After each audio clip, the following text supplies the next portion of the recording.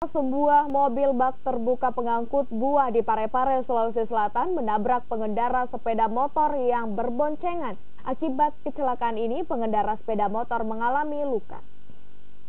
Diduga melaju dengan kecepatan tinggi, satu unit mobil mini pick-up pengangkut buah menabrak pengendara motor yang berboncengan di persimpangan Jalan Nusantara dan Jalan Sulawesi Kota Parepare. Akibatnya sepeda motor terinjak di bawah mobil pick-up. Petugas polisi lalu lintas yang tiba di lokasi langsung mengevakuasi sepeda motor tersebut yang dibantu warga.